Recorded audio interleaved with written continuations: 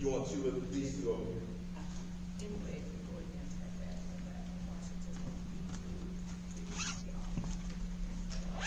Yeah. Service is complete. Service is complete.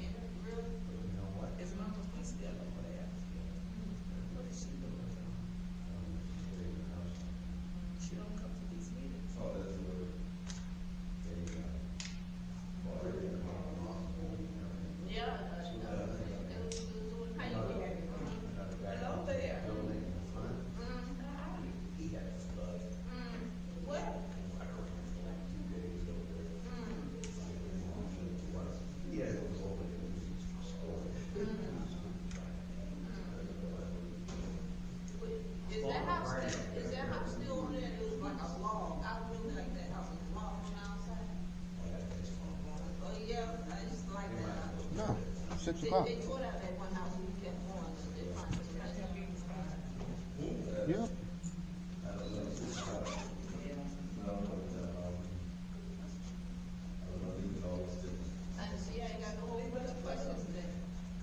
Yeah, I got you. All right. I gotta get all my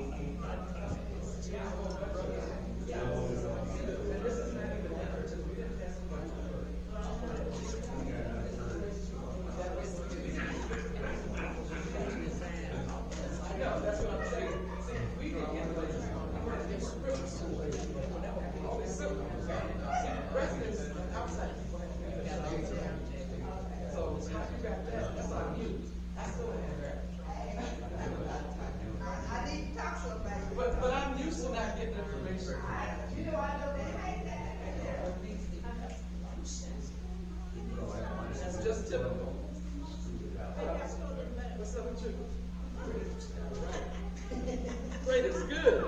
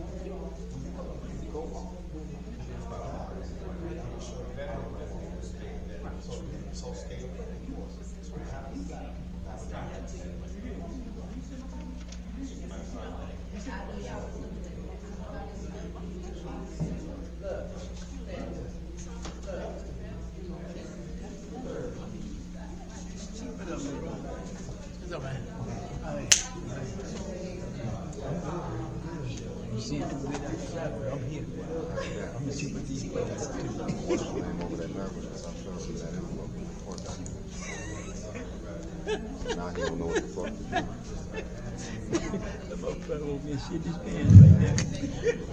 I'd like to call the meeting to order. See what's going on. I'd like to call the meeting to order. Thank you very much, everybody. I appreciate that.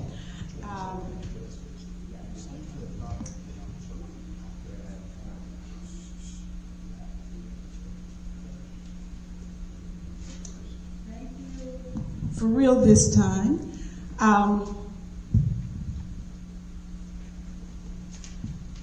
Trustee Coleman is signing on remotely, okay? And before I call for a motion for, to appoint, to elect the, okay.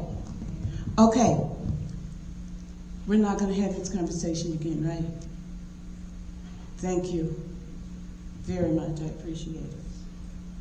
I would like to make certain that you understand that public safety had a meeting scheduled in this place before this one. And so I'm thinking that before you reconvene to another day, as was suggested by one of the trustees, that we plan to end this meeting, say, at about 6:50. Is that okay with everybody? 6:45. 6:45? You all had that conversation. You didn't have it with me.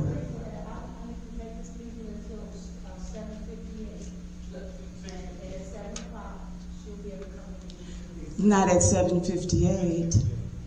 Okay, but you know, the thing is we have to be honorable and respectful. Okay, so just hear what I'm saying and then we can move forward. Don't, you know how I am. You know how I am. Don't play with me.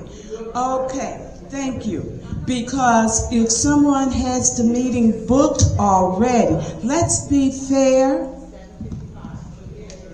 The meeting starts at 7.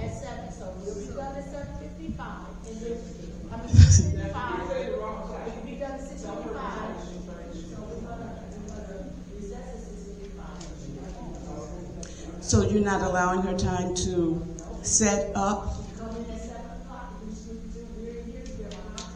But know that you usurped her time.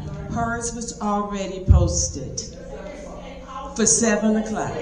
But hers was posted first. No, it does. No, we can argue about this all the way up to 7 if you want. But I know you have a lot to cover, and we know that you're going to have to read some. No, initially you said 6:45. I took it to 6:50. Let's be fair. But her meeting was scheduled first. You'll be out of the door by 7, as long as you will be. Would you not talk so loud? I know, but we just need decorum. And I'm going to insist on decorum. So don't start screaming and hollering. And you're on my time.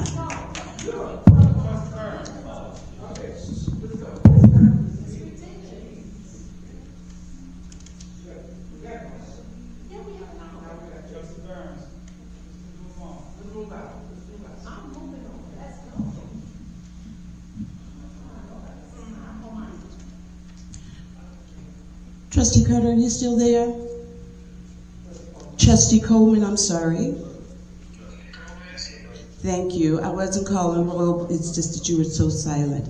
The meeting has been called to order at 7:05, 6:05, I'm sorry. And I would like to I would ask for a motion to appoint someone as the mayor pro tem. May I have a motion?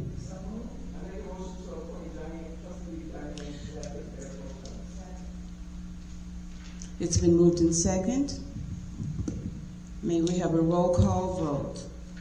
Trustee Burns, Trustee Carter, Trustee Carter is absent without notice. Trustee Coleman? Yes.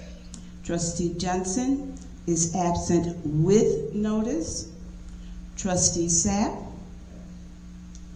And Trustee Williams? Yes. Thank you.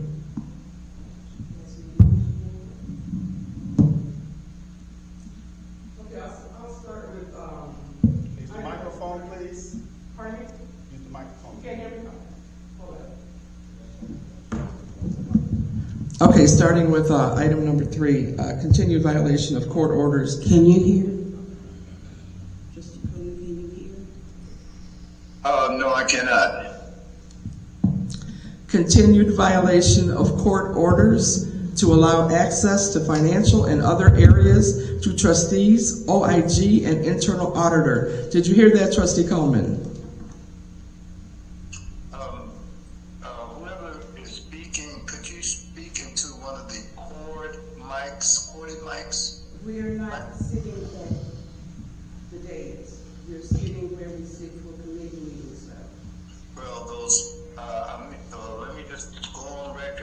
saying that those cordless mics do not work.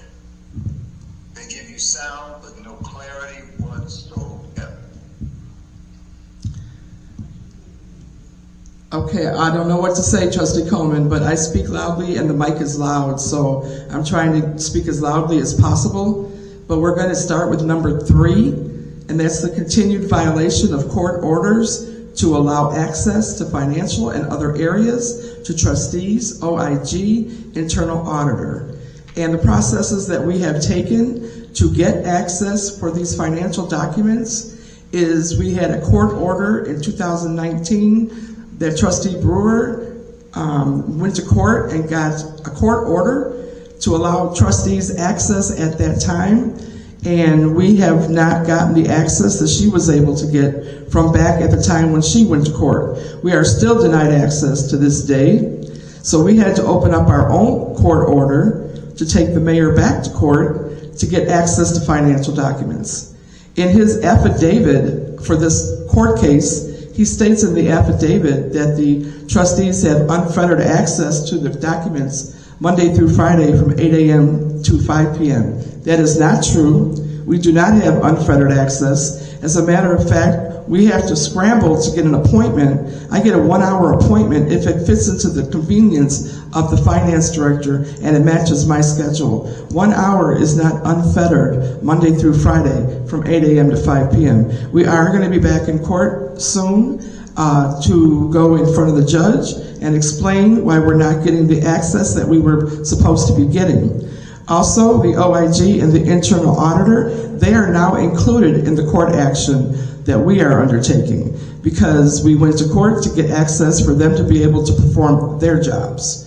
So they are not getting access. They have made several attempts to come to the village hall to get bank statements and other records, and they have been denied access, either view only or any type of access. And we're talking paper copies of bank statements. They can't see anything like that. So they're denied any access. So when we go back to court, we are going to let the judge know that the mayor has violated the court orders that were set before him to allow access for all of us, the trustees, the OIG, and the internal auditor.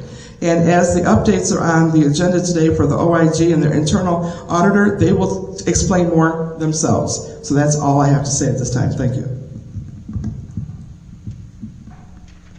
Item number 4, the update by our OIG, John Howard. You want to switch with me?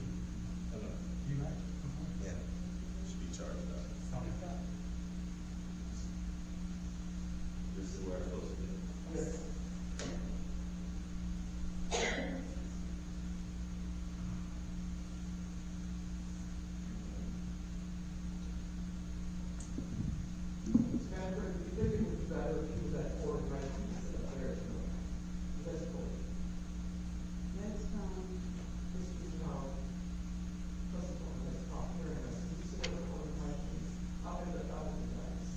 Okay, I'll speak now if he can hear me.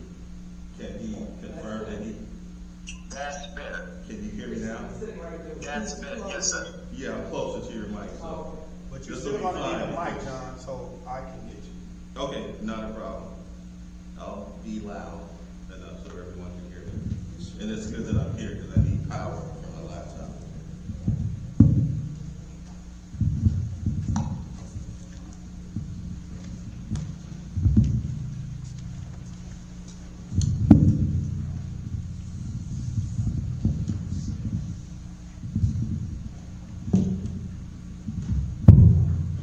Sir, please don't sit in.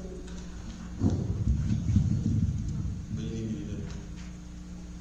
Before you sit there, rather than in the mayor's seat. Okay, not a Thank problem. you. Not a problem.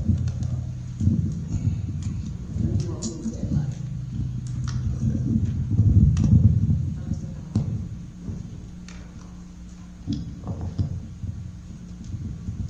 Testing.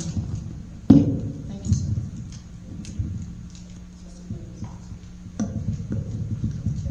I'm definitely going to need a laptop.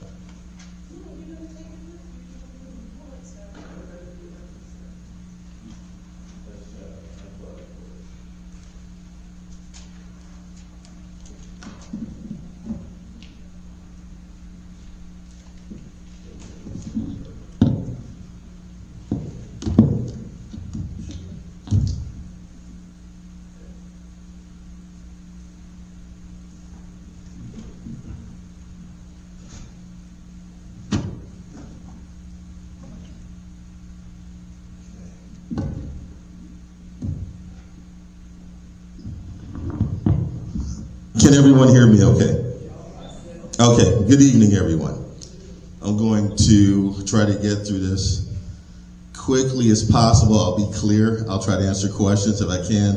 The reason I have dark glasses on is because my regular glasses were broken by a toddler. So,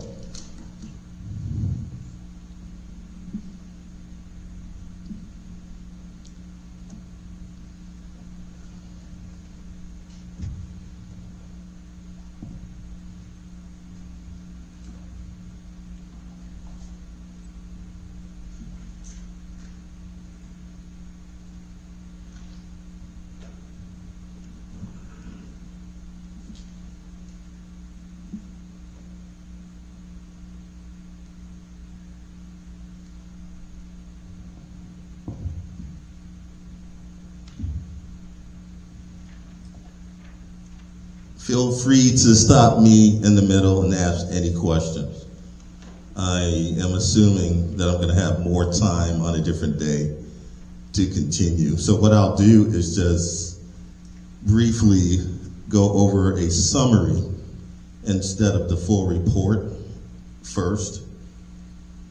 I'm just going to read this off, and then as I go through it, remember, just interrupt me if necessary.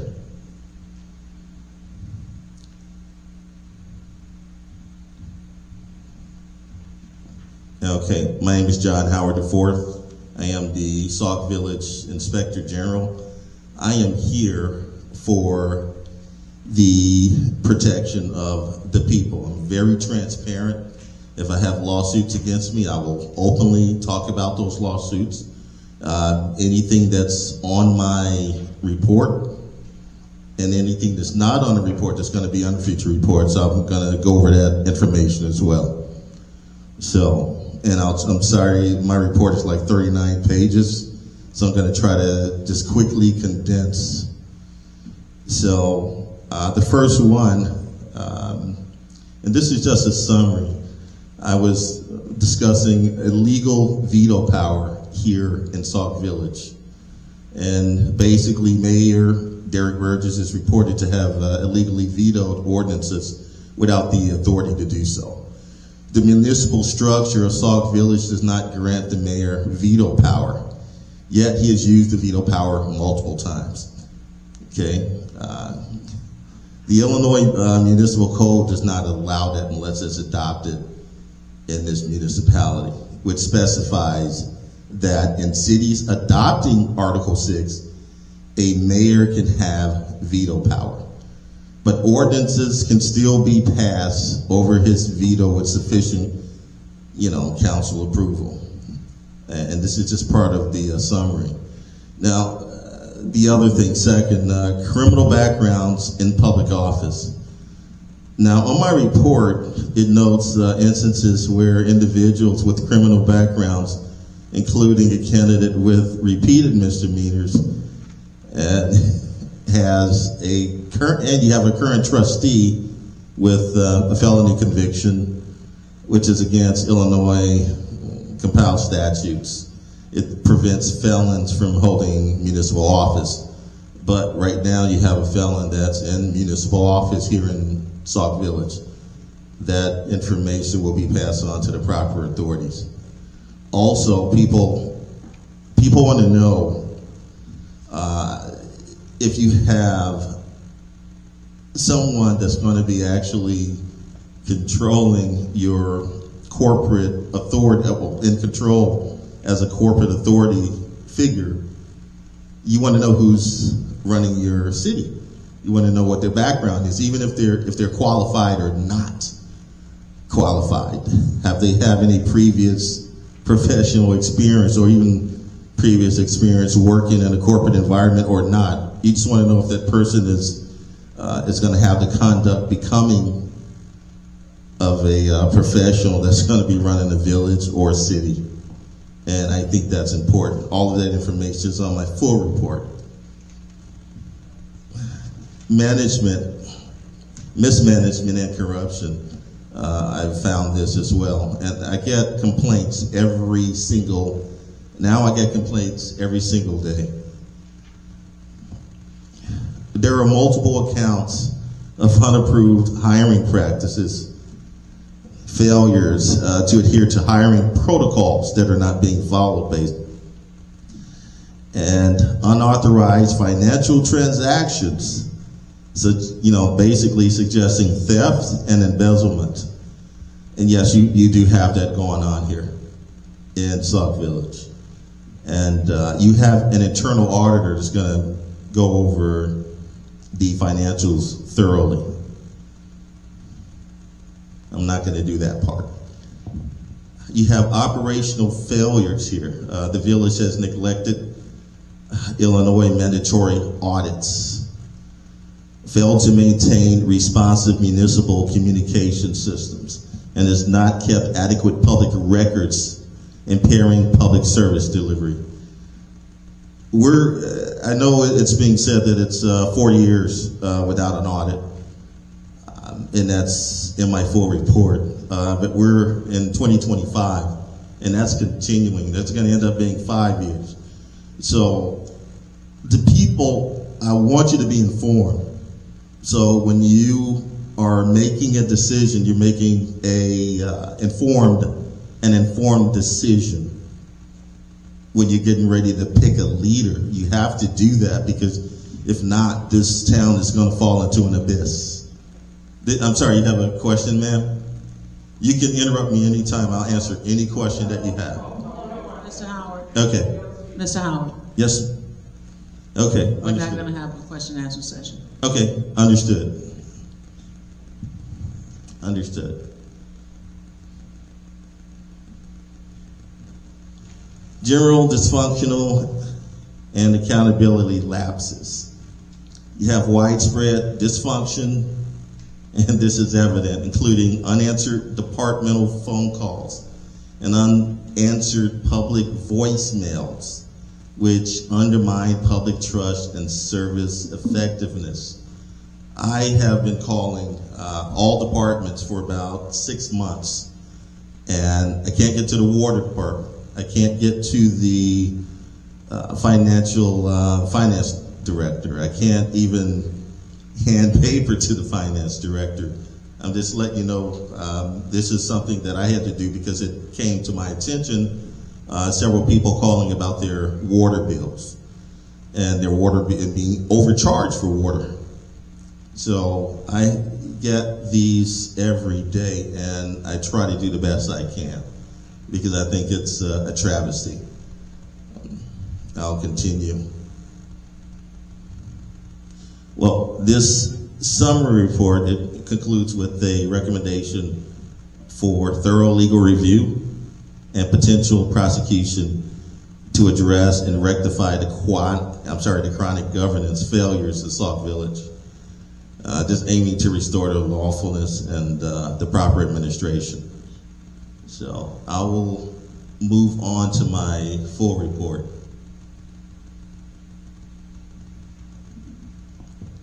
So I think because of time constraints, if you stick with the summary and we go through that at our follow-up meeting, then you'll have more time to go through a more detailed report. But we still have to get the finance report out as well. Right. So that's kind of short. Okay. Whenever you're ready, just stop me and I'll stop. But I do want to say something before I go over this. I try to use the technology that is available to me to make sure everyone gets copies of the information I've been transmitting to hundreds of people, and those hundreds of people have been transmitting the same information to their associates and their constituents. I did receive a call from, directly because of the information I've been sending out from Mendoza's office, but I can't comment on that. I shared that information. I shared the information of the Board of Trustees with the Mendoza's office. There's an official there that may be reaching out to the municipality.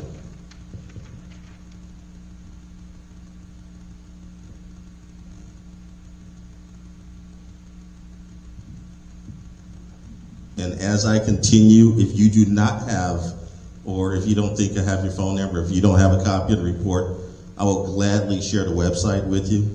I'll take your telephone number, and any updates that I make, it will be available to you. I'm not going to use PowerPoints or anything like that. I'm going to use the technology that everyone carries on them every day, their cell phone.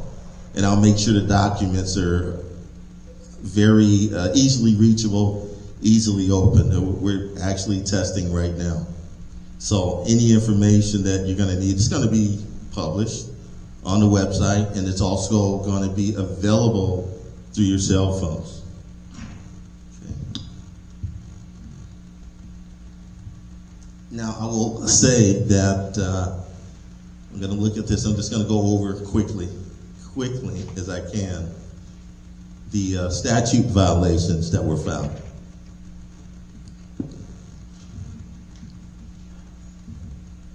Of course, Illinois municipal code violations, no veto power.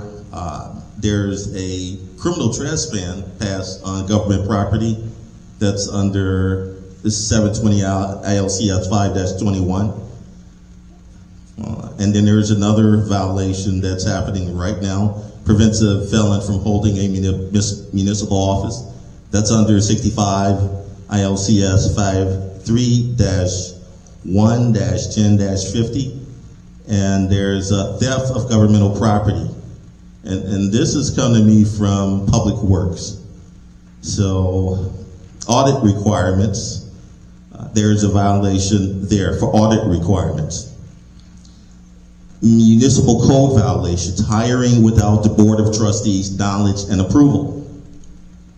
Okay, there's ordinance violations for shutting off water without following municipal ordinances. There's 3 pages of that on the report.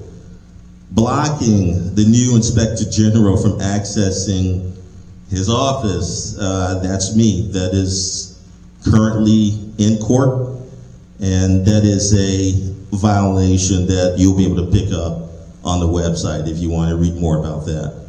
Municipal phones, again, they're not being answered. Finance department, water department, you can't get to the police department or the mayor's office. Some of them have the voicemails are there. You can't even leave a voicemail. The residents can't do anything. So voicemails are not answered to service the public, and new voicemails cannot be recorded. So, and we already talked about Sauk Village, no municipal budget for 2 years. Now we're going into the 3rd year. And then there are some overpayments for a company called AIC, which is, under my duty to investigate anyone overcharging the municipality. $18,000 and $13,000 in a 1-month period for 26 computers. 26 computers. And again, this is not an enterprise environment here. Let me know if I go too far.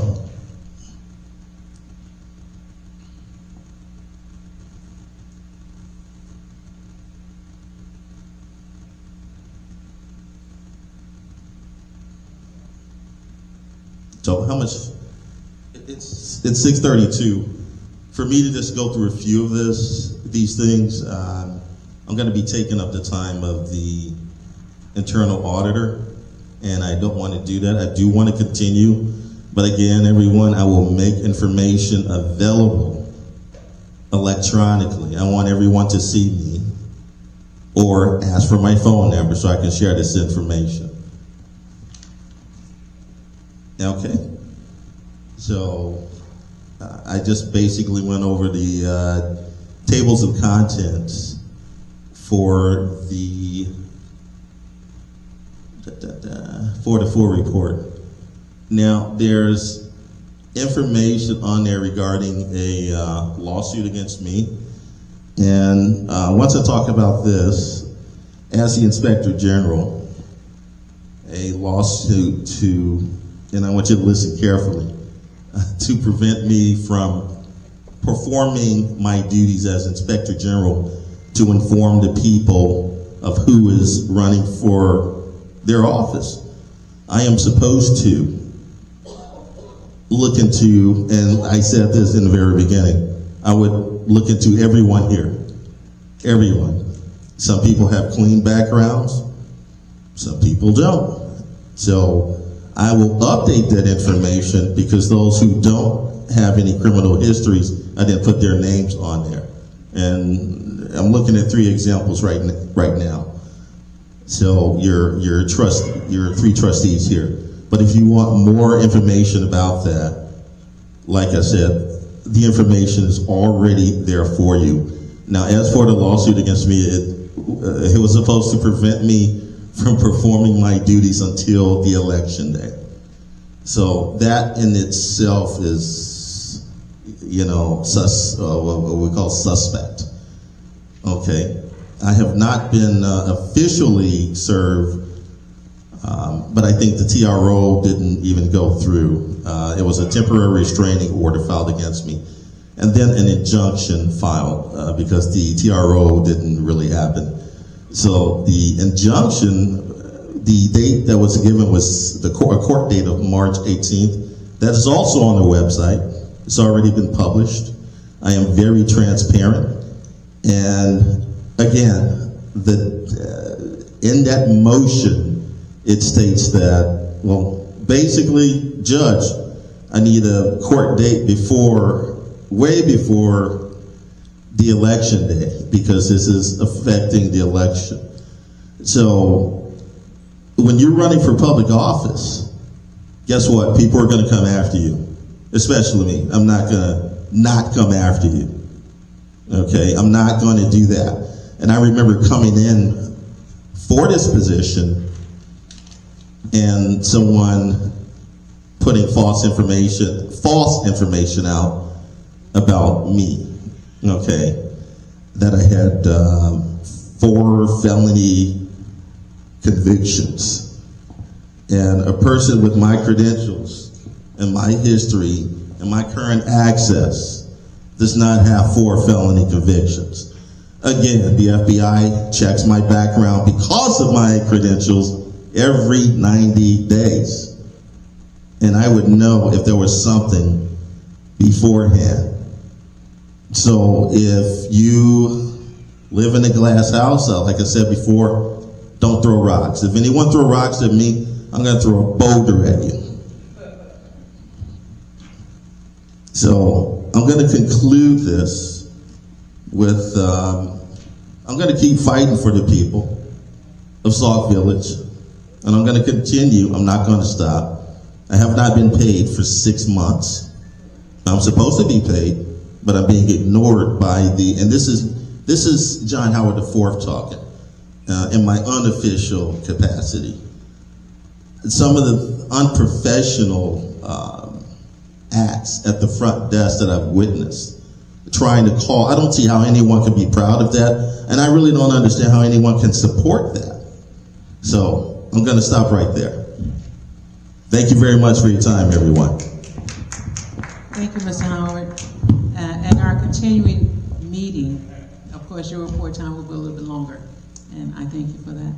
And the next agenda item is the update by our internal auditor, Ms. Anthony Finch.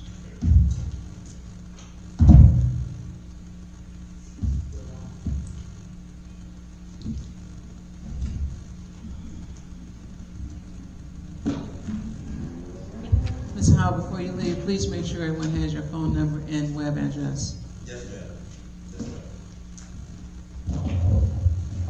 Thank you, everyone. Can you hear me? Speak into the mic, please. Can you hear me now? That's it. Okay. Good evening, everyone. My name is Anthony Finch, former Director of Operation, former Treasurer, former Director of Finance. Before I get started, I want to go ahead and address a few elephants in the room. Somewhat what Mr. Howard said, I do currently have a lawsuit against Mr. Burgess for things that I cannot disclose at this time, but I will say there's some funny business going on with my lawsuit, which I think is hysterical. The other elephant in the room I want to address, and I've always talked to the residents, even when I wasn't supposed to when I sat up here. Speak closer to the mic, please. I'm as close as I can be, Trustee Coleman. I'm literally right in the mic. And that's the honest to God truth. There's a Give us resident. your mic. I'm as close as I can be. Other than I'm gonna have to kiss it. My wife ain't gonna like that. May I ask, how about the volume on your own phone? Is that up as high as it can be? Yes, and I'm actually on speakerphone. But you know, Madam Clerk, your microphone is the only microphone that I can hear clearly. Is it possible you could share his mic, or he can share your mic? It's not a mic here, sir. I have the mic that I have on top of the speaker on my phone. So that's why you're able to hear it so clear. But, you know, I'm sorry, again, I'm sorry, but we're gonna move on, okay? And just do the best that you can, and we just welcome you back whenever you can get here on site. Okay. So a resident had mentioned before that they strongly was against me having this position as internal auditor because I have that particular lawsuit that I just mentioned. And actually I have no problem with that statement. However, the process of making me internal auditor follows the process, the procedure was done correctly. There's a committee meeting, there's a vote. Just like people don't necessarily like who's in office right now, but there's a vote. So actually, it's tough that you might not like the vote, but the vote is the vote. Now, what I asked the resident, if you are adamant, and that's the principle that you stand on, about me not being an internal auditor because I have a lawsuit, have that same energy, because as I go through my report, there's an individual that's every 2 weeks, Mr. Burgess is attempting to pay to this tune now over $120,000. That person also has a lawsuit against the village. A few months ago, unbeknownst to the residents, unbeknownst to the board, the mayor brought back an individual that also have a lawsuit against the village. And that person is part of the lawsuit that I have against the village. So before I go to my report, my only conclusion is, if you feel that no one who is suing the village should be part of the village, I implore you, next week or whenever the next meeting, stand at that podium and ask Mr. Derek Burgess to not allow anybody who is suing the village to work in the village. Because of us 3 people that are suing the village, I'm the only one that does not have a check.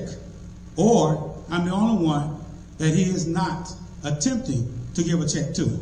So keep it consistent if that's what you really believe, and don't make it personal. So the last thing I want to say, because I hear this a lot, as you guys know, there's rumor about theft. I'm not gonna go into that regarding the $78,000, but about a month ago, I heard that I was accused of stealing $350 from a resident. It's laughable because I give that money to my daughter while she's out in college. $350. And this was supposed to have been done in the summer of 2022. It just happened to come out in December of 2024, something like that, 2 years later. Again, I'm gonna say this for those that might not have taken college level algebra or anything of that nature. 1 + 1 is 2, no matter who political side you on. If I stole that money, as been reported by this individual, where is the ATM receipt? 1, if you don't have an ATM receipt, get a bank statement.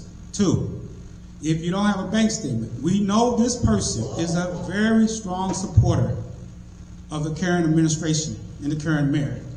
You are trying to tell us and want us to believe that it took you 2 years to report that I stole your $350.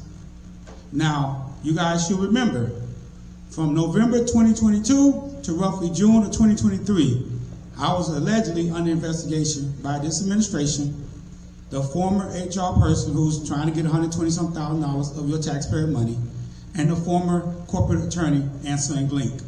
So we ought to believe that during my investigation, this avid supporter of Mr. Burgess never mentioned that to anybody. I don't like calling people a liar, but follow the paper trail. So let me tell you about what's going on. There is a 50-50 project that I reinstated in 2022. The way that works is very simple math. The resident wants something done, let's say it's $100, the village will pay $50, the resident will pay the other $50. Recently you heard that there's a contractor that did cement work throughout the village. There's two problems with that. This person did cement work for $450 some. That means if they follow the 50-50 program, the way it initially was set up before I got here, and when I also reinstated it, that means the village was saying we're going to spend between residents in Sauk Village $900,000 of work. I've driven around Sauk Village many times recently. There is not $900,000 of cement work in this village. That's the one problem. The other problem is no one, even when this former administrator was a trustee, can show you on any minutes where anything over $50,000 did not go out for bid. That's kind of called quid pro quo. How do you do almost a $500,000 contract that nobody knows about?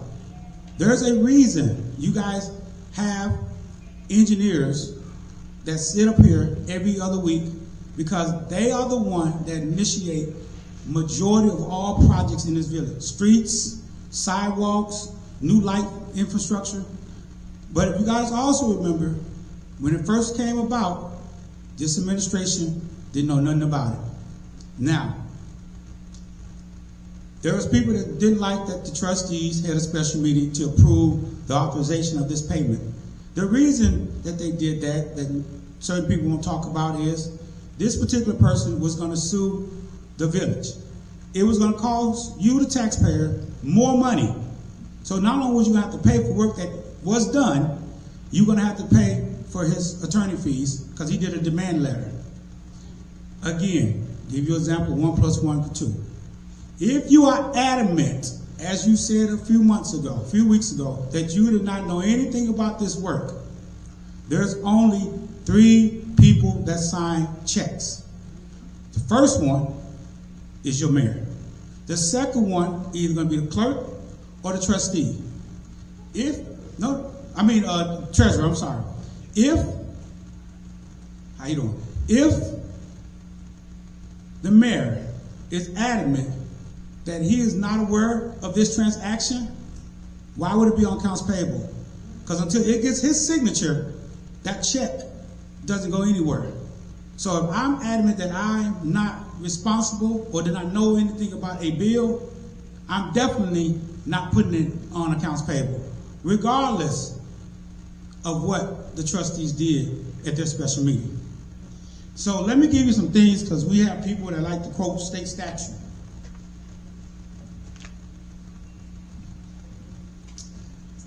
That type of work is what is normally done under motor fuel tax. You often hear it referred to as MFT. So let me tell you what I got off the Department of Transportation website. Expenditures for motor fuel tax funds, which are crucial to infrastructure projects, require approval by the Illinois Department of Transportation. These funds must be managed according to specific procedural standards to ensure that they are used effectively and lawfully. However, recently, the Department of Transportation sent a demand letter. The demand letter was because the audit related to MFT was not done. So what does that really mean?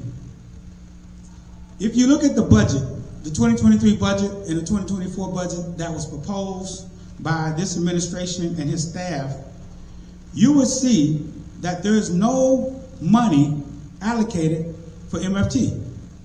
There's no expense. Now, I don't know about you, but I don't think Sauk Village has all potholes fixed, all street light fixed, all fire hydrant fixed, etc. So how do you do a budget that there's no expenses in MFT? But if you go to 2020 and look at the last audit, you would see that there was expenses in Sauk Village, but not in the budget. That's why there's a demand letter, because the auditors who are independent said, no, Sauk Village, you did spend some money on MFT. Now the Department of Transportation said, who authorized it? Now, the other thing that I did not find in any MFT reports about expenditures, it did not say anything about being able to transfer money from an MFT fund to a general fund. Why would you want to transfer $300,000 from a restricted account to an unrestricted account? Someone need to ask, and I hope it's the trustees that are running for election, ask the mayor and his administration, where is that legal? Show it in the state statute that you are allowed to transfer money from MFT to the general fund. Now, reason that I want to say that, I want to piggyback into the $1 million that they got, the grant. Congratulations, Sauk Village, you got a grant. Now let me say this. It had nothing to do with the administration. It had everything to do with the former president and his vice president. You don't believe me? Look it up. It's called the DECO. And it is defined to only be used for Merrill and I forgot the other street, but the $1 million is supposed to be used. Now, that's restricted. Because I'm not haven't had access to bank accounts, I'm hoping, because it's restricted, they put it in a separate bank account. That they did not put it into the general fund like they did years ago with the Osland grant that I had to subsequently pay back when I became the director of finance. So that $1 million, trustees, residents, it should still be there. It should be an account designated just for that. Because unlike what the former director of finance said, ARPA funds are restricted. And it's restricted, not only did I say that, but back in December 2021, at that time the director of finance said, COVID relief fund from the American Rescue Plan are restricted, and the requested copy of the restriction will be provided to the trustees. Go research yourself and pull up the American Rescue Fund and see what it says. It is restricted. So that $1 million, hopefully, is still there. The other thing before I go on, and I want to bring to your attention, with respect to the budget. If you look at the budget from 2023, which is right here, the village turned in a budget that was $1.1 million short. That's, wow. Then in 2024, they turned in a proposed budget. That's $988 short. These are not my reports. This came from Mr. Burgess and his administration. But, again, because you don't have any audit since 2020, you look at the audit from 2020, it gives you the actual numbers. And what it says, the village was $1 million short in a general fund. So, you have to ask yourself, how is it the village keep on funding?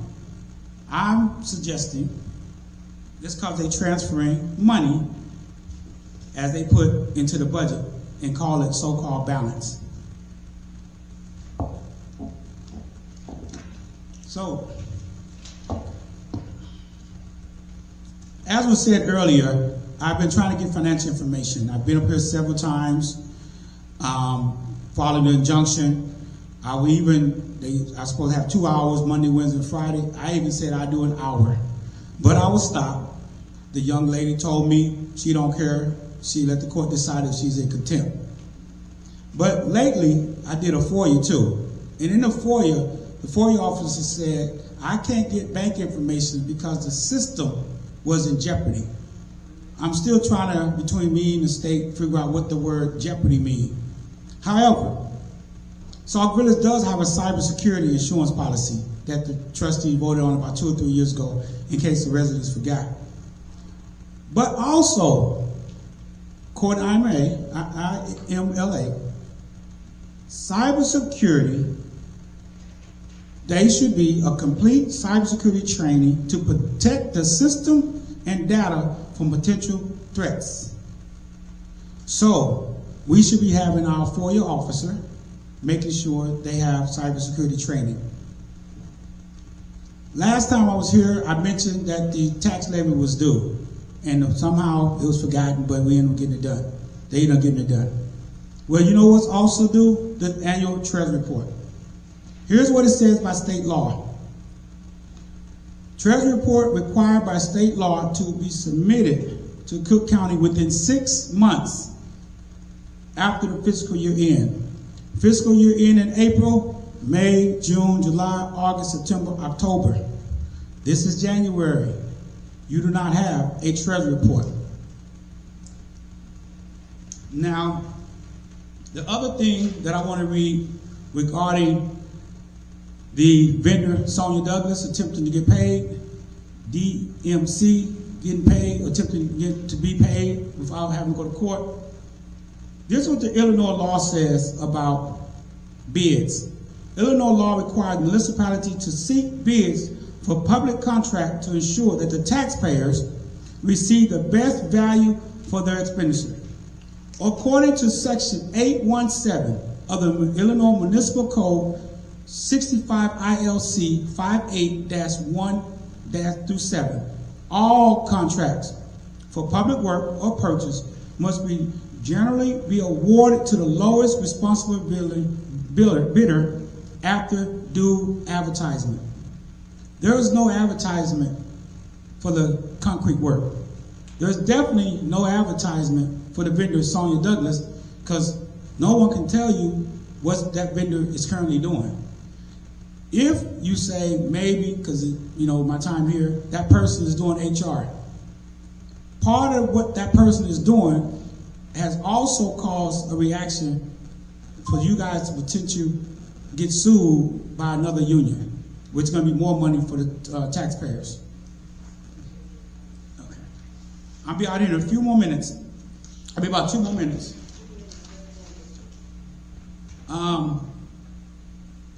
Like everybody knows, the budget is past due, the audit's past due. But the biggest thing is, you hear a lot of people say the trustees are lying. I think they call the fraudulent for trustees or whatever. January 27th at 7:37 p.m., I printed this out.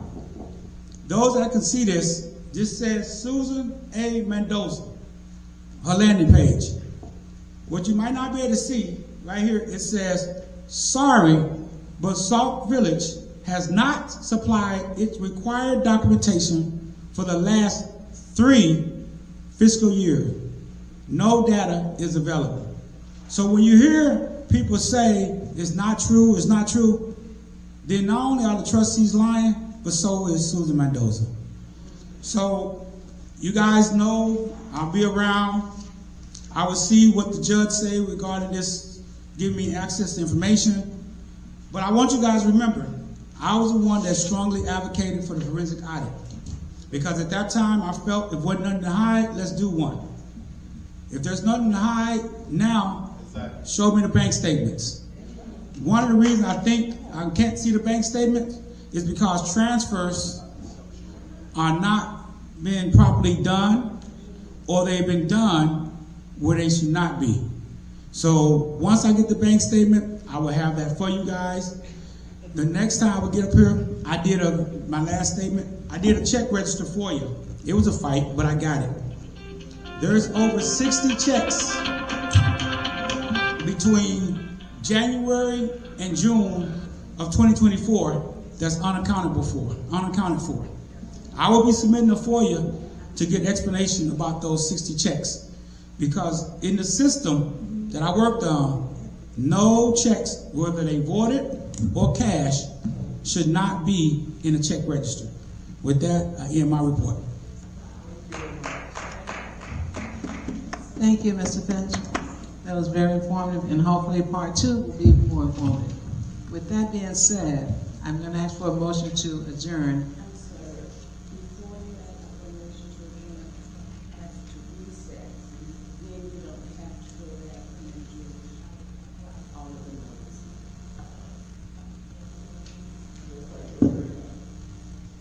So I ask for a motion to recess until Monday, February 3rd at 6 p.m.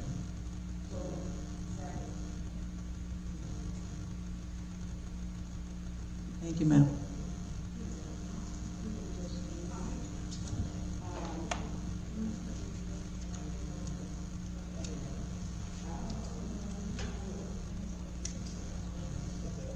Madam Clerk, please take a roll. Trustee Burns? Yes. Trustee Carter? Absent. Trustee Coleman? Trustee Johnson? Trustee Sapp? Trustee Smith?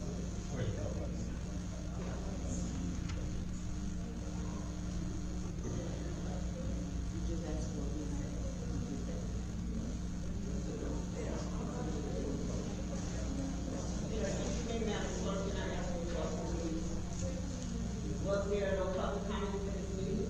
Or is waiting until the next session? I'm looking at